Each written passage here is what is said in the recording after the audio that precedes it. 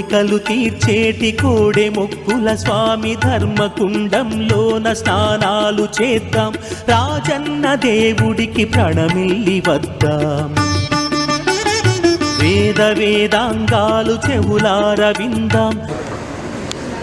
అందరికీ భోగి, మకర సంక్రాంతి, కనుమ పండుగ శుభాకాంక్షలు. ఈ సీజన్లో కూడా పుష్కలమైనటువంటి వర్షాలు పడి పాడి పంటలతోటి తెలంగాణ రైతాంగం అంతా సుభిక్షంగా ఆయురారోగ్యాలతో ఉండాలని ఆ వేములవాడ రాజన్న స్వామిని ప్రార్థించుకున్నాం. అందరం కూడా కలిసి రైతాంగము వ్యవసాయం బాగుంటేనే మనందరం కూడా బాగుంటాం. అందులో ఈరోజు పౌర్ణమి, సోమవారం, ఆరుద్ర నక్షత్రం, ఇటువంటి ఒక పుణ్య సమయం లోపల మేమంతా కూడా ఆ దక్షిణ కాశీ అయినటువంటి వేములవాడ రాజరాజేశ్వర స్వామి భక్తులంగా అభిషేకం చేసుకొని ఆశీర్వచనం తీసుకొని సర్వేజన సుఖినోభవ అందరూ బాగుండాలని ప్రార్థిస్తూ ఉన్నాం. దానిలో భాగంగా ఈరోజు ఆది శ్రీనివాస్ గారిది, నాది, ఈ ప్రాంత ప్రజల చిరకాల వాంఛ అయినటువంటి అన్నదాన సత్రానికి సంబంధించి మా ఇద్దరి చొరవతోటి, మిగతా నాయకులందరి సహకారంతో ఈ ప్రాంతానికి సంబంధించినటువంటి ఈ దేవాలయ అన్నదాన సత్రానికి భవన నిర్మాణానికి ప్రభుత్వ సహకారం తీసుకొని భవన నిర్మాణ కార్యక్రమాన్ని ముందుకు తీసుకుపోతా ఉన్నారు. ఇక్కడ ఆది శ్రీనివాస్ గారి పర్యవేక్షణలో టెండర్ ప్రక్రియ, దానికి సంబంధించిన అన్ని కార్యక్రమాలు జరుగుతూ ఉన్నాయి. 35 కోట్ల రూపాయలు అది భవన నిర్మాణానికి. ఇప్పుడు అన్నదాన సత్రముకు సంబంధించిన నడవడానికి నిరంతర భవన నిర్మాణం లోపు కొంత ఆర్థిక వనరులు నిరంతరంగా ఎవరి మీద ఆధారపడకుండా, టెంపుల్ డబ్బులను దానిలో వాడకుండా, తిరుపతి లాగా అన్నదాన సత్రానికి సంబంధించిన ట్రస్ట్ సపరేట్ ఇక్కడ కూడా ఉంది. దానిలో దాదాపు 20 కోట్ల రూపాయలు ఇప్పటికీ నిల్వ ఉన్నాయి. దాన్ని 100 కోట్లు చేసే బాధ్యత మా జిల్లా ప్రజాప్రతినిధులందరిది, మీ అందరిది, ప్రజలది. దానిలో భాగంగా ముందు మేము ఒక బాధ్యత నిర్వహించాలి కాబట్టి అందరికీ స్థానిక శాసనసభ్యుడిగా, ఈ జిల్లా మంత్రిగా, మాజీ పార్లమెంట్ సభ్యుడిగా, అన్నిటికంటే ఎక్కువ మేము ఈ రాజరాజేశ్వర స్వామి భక్తులంగా ఎవరైతే డోనార్స్ ఉంటారో, ఇలా ఇంత పెద్ద నక్షత్రము, ఇంత పెద్ద సోమవారము, పౌర్ణమి, ఇటువంటి పుణ్య ముహూర్తాన ఆ కార్యక్రమానికి అంకురార్పణ చేయాలనే ఆలోచనతో నేను నిజంగా ముందు అనుకోలే. భగవంతుడి దగ్గరికి వెళ్ళినప్పుడు సన్నిధిని అనుకున్నాను, స్టార్ట్ చేస్తే అయిపోతుంది కదా, అన్నదానానికి సంబంధించి 100 కోట్ల రూపాయలు జమ కావాలి కదా, ఒక ప్రారంభం చేస్తే ఇప్పుడున్నటువంటి ఈ యొక్క కార్యక్రమం సందర్భంగా, శివరాత్రి సందర్భంగా కూడా భక్తులు వచ్చేటప్పుడు కొంత దాన్ని డిస్ప్లే చేసి ప్రత్యేక కౌంటర్ పెట్టి ఈ అన్నదాన సత్రానికి సంబంధించినటువంటి డోనార్స్ దగ్గర నుంచి విరాళాలు ఇవ్వమని అడుగుతాను. అధికారికంగా దేవస్థానం పేరు మీద బ్యాంక్ అకౌంట్ సంబంధించి పూర్తి రసీదు పొంది ఎక్కడ మధ్యదళాలు ఎవరైనా అటువంటి తప్పులు జరగకుండా స్పష్టంగా దేవాలయంలో మాత్రమే ఇవ్వని కోరుతాము. ఎక్కడ మళ్ళీ ఎవరన్నా మేము అక్కడ ఇస్తాం ఇక్కడ ఇస్తాం కొంత ఎటువంటి వ్యవస్థలు ఉన్నదంటే వాటన్నిటి పట్ల అప్రమత్తంగా ఉన్నారు. చక్కగా దేవాలయ ఈవో గారిని లేదా స్థానిక శాసనసభ్యుడి ద్వారా వచ్చి దేవాలయ నిర్మాణానికి సంబంధించిన విషయాల కూడా మా జాబితా ట్రస్టులో ఇచ్చి అన్నదాన ట్రస్ట్కి ఇచ్చి స్విఫ్ట్ తీసుకోండి. నేనుగా ఇది 13 నెలల శాసనసభ్యుడు కలిసి నెలకు 3 లక్షల రూపాయలు శాలరీ వస్తుంది. 13 లక్షల రూపాయలు మా ఇంట్లో మేము 3 అన్నదమ్ములు, 2 అక్కజేయాలి, 5 పేరు మీద ఆ మనిషికి 5 లక్షల రూపాయలు చొప్పున 40 లక్షల రూపాయలు నేను ముందుగా దేవాలయానికి ఇస్తాను. 40 lakhs తోటి మేము స్టార్ట్ చేస్తాను. మేము 5 ప్లస్ మేము లేకపోతే మా 6 పిల్లలు, మా కుటుంబం సంబంధించి మనిషికి కొత్త పేరు మీద ఒక 40 లక్షల రూపాయలు ముందుగా 50 చేయాలనుకుంటున్నాం. ఆ భగవంతుడు సంకల్పిస్తే ఇంకా 10 కూడా భవిష్యత్తులో కార్యక్రమం శురు అయ్యేటప్పుడు చేస్తాము. నేను కూడా అదేవిధంగా ఉన్న వాళ్ళను భగవంతుడు కొంతమందికి జ్ఞానం ఇస్తాడు, జ్ఞానాన్ని ఇవ్వండి. కొంతమందికి ఆర్థికంగా ఇస్తాడు, ఆర్థికంగా దేవునికి సహకరించండి. ఒక పేదలు అన్నం తినేటప్పుడు రెండింటికే తృప్తి మనిషి, ఒకటి అన్నం, ఒకటి నీళ్లు. భూమి 1000 ఎకరాలు ఇస్తే కూడా బాబు అనుకుంటాను, నాకు ఒక 10 ఎకరాలు ఇంకొక ఎక్కువ ఇస్తే బాగుండు కదా అనుకుంటాను. ఎవరు తృప్తి ఏ అంశంలో లేదు, ఒక భోజనము, ఒక నీళ్లు తప్ప అంశం మీద లేదు. కాబట్టి ఎటువంటి సందర్భంలో మేము పెద్ద సంకల్పం తీసుకొని ఇది మామూలు బాధ్యత కాదు, మాకు మా జీవితంలో చిరస్మరంగా ఉండేటువంటి ఒక గొప్ప ఆలోచన. ఇది పూర్తిగా సీనన్న సంకల్పం, నేను దానికి నా మద్దతు.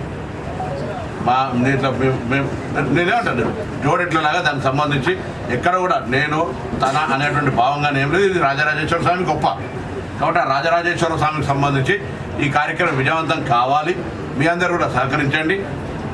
వచ్చేటువంటి కొంత డొనేషన్ చేయగలిగిన శక్తి భక్తున్నటువంటి వాళ్ళు మీరు కూడా రోజు పెట్టి అరే అక్కడ అన్నదాన ట్రస్ట్ జరుగుతోంది, మీరు కూడా ఏమైనా చేసుకోవాలి కదా అనేటువంటి భావన కలిగేటట్టుగా మీరందరూ కూడా సహకరించారు. అది మీరు ఇప్పించినట్టయితే మీరు ఇచ్చిన కిందకి లెక్క పుణ్యంలో బిచ్చం రాయసిన బిచ్చం అంటారు కదా, ఇక్కడ ఒక సామెత ఉంది. కాబట్టి కొద్దిగా దయచేసి ఆ వేములవాడ రాజన్న అన్నదాన ట్రస్టుకు సంబంధించి నిరంతర ప్రక్రియ ఎంతమంది వచ్చినా భోజనాలు సరే. ట్రస్ట్ భవనం నిర్మాణం అయినాక నిధులు వచ్చిన తర్వాత చాలామంది రైతులు నాకు చెప్తా ఉన్నారు, అన్నతో మాట్లాడతారు. మేము ఎక్కడికైనా అన్న మా దగ్గర 40 క్వింటాలు 30 క్వింటాలు పడితే 1 క్వింటాల్ బియ్యం మేము ఇస్తాం, ఎకరానికి 1 క్వింటాల్ ఇస్తాం, ఏమున్నది దాంట్లో పెద్ద లెక్క ఏమున్నది అంటే వాళ్ళు రైతులు. ఇక్కడ ఈ ప్రాంతం కూరగాయలు పండించిన కూరగాయలు ఇస్తారు. తిరుపతికి అట్లనే జరుగుతాయి. పాలు పండించడం అన్ని రకాల మొక్కుకొని దేవుడు సల్లంగా చూస్తే వాళ్ళు దేవుడికి దానం చేయడానికి, నలుగురు పేదోళ్ళు అన్నం తినడానికి, ఇక్కడికి వచ్చిన భక్తులు అన్నం తినడానికి ఎవరు కూడా దేర్ ఇస్ నో పాలిటిక్స్. అన్ని పార్టీలలో ఎవరెవరు ఆర్థికంగా ఉన్నారో అందరూ కూడా వాళ్ళు నేను చెప్తే కొంతమంది తెలివి ఉంటుంది, కొంతమంది సమయం ఉంటుంది, కొంతమంది డబ్బు ఉంటుంది. వాళ్ళు అవన్నీ ఇక్కడ ఈ దేవాలయ నిర్మాణానికి వెచ్చిస్తే అందరం కూడా సంతోషం. ఇక్కడ భగవంతుడి ఆశీర్వచనం మేము అధికారంలో ఉన్నా లేకున్నా ఎప్పుడు కూడా నిరంతరం ఈ దేవుని యొక్క పూజల మేము ఎప్పుడు కూడా వారి ఆశీర్వచనం తీసుకుంటాం. కాబట్టి ఈ యొక్క కార్యక్రమానికి ముందుగా నా తరఫున తర్వాత సీనన్న కూడా మాట్లాడతారు. ఇంకా కొంతమంది అందరూ కూడా మేము కూడా ఇద్దరు కలిసిపోయి హైదరాబాద్ కొంత డోనర్స్ను కాంట్రాక్టర్స్ను ఇద్దరు కలిసిపోయి పారదర్శకంగా దేవాలయాన్ని తీసుకొచ్చి అడుగుతాం. గౌరవ ముఖ్యమంత్రి గారి దగ్గర వారి కుటుంబం అందరినీ ఇందులో ఇన్వాల్వ్ చేస్తాం. ముందు ఉండాలి కాబట్టి దాని సమస్య నేను నిజంగా ముందు నిర్ణయం చేసుకోవాలి, చర్చ చేయాలి. భగవంతుడికి పోయిన తర్వాత మనసులో సంకల్పం ఇచ్చినట్టు దాని ప్రకారంగా ఆ రోజు కూడా మేము అనుకున్నాం ఇది సత్రం ఇది అన్నదానం అని కట్టుకోవాలనుకుని మాత్రం చాలా సందర్భాల ప్లస్ దర్శనాన్ని కూడా సీనన్న ప్రత్యేకించి స్ట్రీమ్లైన్ చేస్తూ ఉన్నాడు. ఎట్లయితే అందరి సిఫార్సు నడుస్తుంది. ఇవాళ కూడా మేము కోట టికెట్ తీసుకున్నాం, అభిషేక టికెట్ తీసుకున్నాం. ఎక్కడ కూడా ఎనీ విఐపి నేను రిక్వెస్ట్ చేస్తున్నాను అందరినీ, మీకు ప్రత్యేక దర్శనానికి అవకాశం వినియోగించుకోండి. తిరుపతి లాగా కూడా అందరికీ ప్రత్యేక దర్శనానికి అవకాశం ఇస్తారు. కానీ టికెట్ లేకుండా సుప్రీంకోర్టు జడ్జి కూడా పోలేడు. ఇక్కడికి కూడా ఎవరైనా ప్రోటోకాల్ వినియోగించుకోండి అధికారులకు చెప్పి. మేము కూడా మా దగ్గర నుంచి వచ్చే సిఫార్సులకు సంబంధించి ప్రోటోకాల్ ఇస్తాం. కానీ అక్కడ రుసుము దేవాలయ ఆదాయము ప్రత్యేకమైనటువంటి ప్రాధాన్యత పొందుతున్నటువంటి రుసుముగా భావించి దాన్ని కట్టినట్టయితే వివిధ దేవాలయాల్లో ఉంది.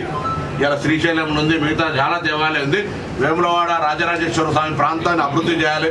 కొన్ని ప్రభుత్వ తరఫున కొన్ని నిధులు ఇచ్చినప్పుడు అవసరం పడితే దేవాలయం కూడా ఒక ఆర్థిక పరిపుష్టితో ఉండాలి అనే ఆలోచనతో అడుగుతాం తప్ప ఆ వచ్చే భక్తులను ఇబ్బంది పెట్టాలనో ఇంకోటి కాదు. నార్మల్ భక్తులు అందరూ కూడా వాళ్ళకే ప్రాధాన్యత. అందరు టికెట్ తీసుకోవాలి నమ్మట్లేదు. ఎవరైతే you want protocol, you want VIP, you should pay అనేది మనం దానికి ముందు నుంచి కూడా ఎప్పటి నుంచో తన చైర్మన్ ఉన్నప్పటి నుంచి నేను ఎంపీ ఉన్నప్పటి నుంచి కూడా ఇది ఒక ఎప్పుడు ఇదొక విష్ ఇది. కాబట్టి అది కూడా ఇప్పుడు నిన్న అమలు జరుగుతాం. బ్రేక్ దర్శనం ఎవరికి ఆలస్యంగా కూడా వచ్చినట్టు పటాపట దర్శనం కూడా అయిపోతుంది. నేను సిబ్బందిని కూడా కోరుతాను, ఎవరు వచ్చిన భక్తుల పట్ల ఎవరు దురుసుగా వ్యవహరించవద్దు.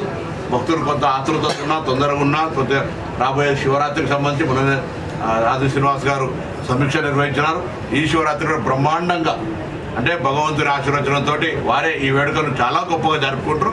అందరూ కూడా శివరాత్రి జాతరకు రావడానికి ఏర్పాట్లు చేసుకొని ముందే నిర్ణయం చేసుకొని శివరాత్రికి రమ్మని కూడా ఈ సందర్భంగా ఆహ్వానిస్తాం. ప్రెస్ మిత్రులకు అందరికీ నమస్కారాలు. ఎలక్ట్రానిక్ ప్రింట్ మీడియాకి సంబంధించినటువంటి ప్రెస్ మిత్రులకు నమస్కారాలు.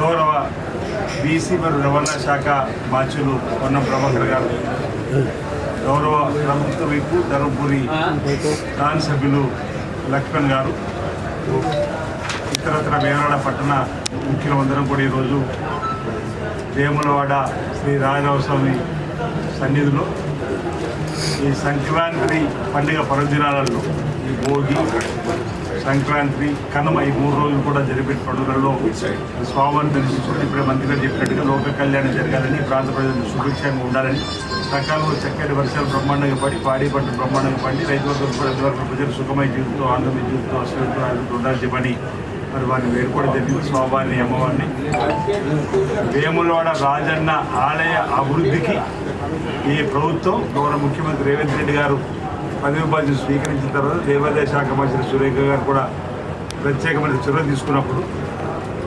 రాజన్న భక్తులంగా పెద్దలు పొన్నం ప్రభాకర్ గారు ఎలాంటి పదవులు లేనప్పుడు కూడా రాజన్న దండ పెట్టుకోండి. ఇప్పుడే అటు లక్ష్మణ్ కుమార్ గారు కూడా చెప్తారు, మా ఇంటి ఎలవేలుపు మా రాజన్న మా తాతల నుంచి కూడా ఇక్కడికి వచ్చేటువంటి సందర్భం. మేము కూడా ఈ ప్రాంతంలో ప్రజా జీవితంలో ముందుకు పోయే క్రమంలో రాజన్నను అనేక సందర్భాల్లో దర్శించుకొని కష్టాల్లో ఉన్నప్పుడు కూడా కష్టాల నుంచి బయట పడగొట్టుకొని చెప్పాడన్నమాట. భారతదేశ వ్యాప్తంగా కూడా ఇలాంటి దేవాలయం అంటే ప్రాశస్త్యత ఉన్నటువంటి దేవాలయం కోరిన కోరికలు తీర్చుకొని కోడముక్కు చెల్లిస్తా అని చెప్పాలి. ఆ కోడముక్కు అనేది దేశంలో ఎక్కడ కూడా లేనట్టు దక్షిణ కాశీగా పేరుగాంచినటువంటి పేదల పెన్నిదైనటువంటి దేవాలయకు వచ్చే భక్తులకు 77 కోట్లతో ఆలయ విస్తీర్ణ సంబంధించినటువంటి టెండర్ ప్రారంభమైంది.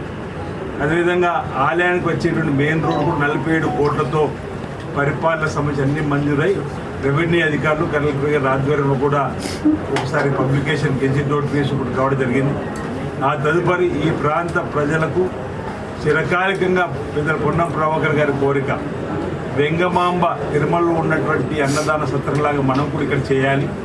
1000 మందికి 1200 మందికి పాత సత్రంలో ఏదైతే నిర్మాణం చేస్తున్నామో అది నిర్మాణం ఉన్నటువంటి గదిలో జరుగుతుంది, అలాగా కూడా నూతనంగా కట్టాలని చెప్పని అనుకున్నప్పుడు వారు ప్రత్యేకంగా గౌరవ ముఖ్యమంత్రి గారి దృష్టికి తీసుకొని వెళ్ళినప్పుడు ముఖ్యమంత్రి గారు కూడా ఇక్కడ ఉన్నట్టు లెక్కలు వీరన్నట్టుగా భవన నిర్మాణం చేస్తాం, తర్వాత అన్నదానం ఆగుకుంటున్న జరగడం వివరాలు అంటే 20 కోట్ల రూపాయలు ఆల్రెడీ ఇప్పటికే అన్నసత్రానికి సంబంధించి అన్నదానం సంబంధించి ఉన్నాయని చెప్పిన క్రమంలో వారు కూడా ముందుకొచ్చే క్రమంలో పట్టుబట్టి మరి గౌరవ మంత్రివారులు మీ శిలాపలకాలు వేసిన మీరందరూ కూడా గమనించారు.